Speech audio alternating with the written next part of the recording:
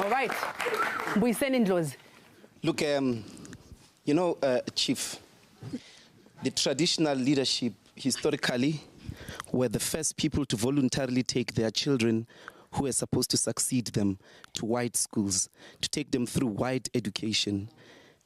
And that's the history. Some of the most educated people in our country are traditional leadership. I respect the question of traditional leadership. It's not essential to Africa. There's traditional leadership in Europe. But we must understand that to liberate South Africa is not about traditional leadership and traditional values. It's about liberating the means of the people to run their own lives. Until mines, the natural resources are able to work for all of us, this order, whatever order we put, is not going to be sustainable. So I can't respect the role that you play in government because you're a part of the cabinet of President Jacob Zuma.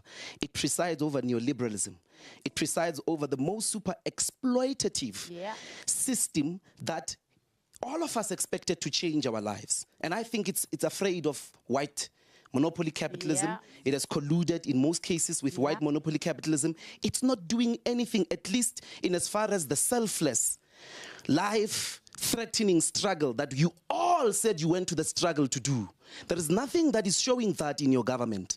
You're supposed to be in determinate ways, very determined, step into the economy, protect our people from multinational super exploitation. You're not doing that. The Marikana Commission is one example. The Marikana massacre is one example that says, show me an instance where you stood on the side of the people, raised their wages into minimum living wages. Until they're able to have these resources, they are not free. And they have no grounds to respect anybody that does not give them life. If you don't give them life and their capacity to run their lives, they have no grounds to respect us. So that's why the EFF speaks of revolution.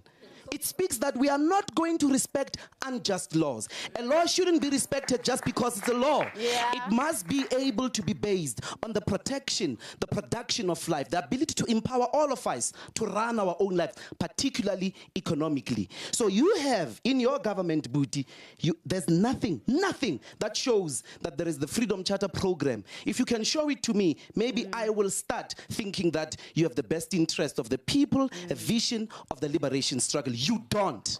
And that's why you're going to get challenged from those benches that you are describing from the EFF. Until the economy of South Africa comes back to the people, you'll still get a challenge from the EFF in Parliament. Live with it.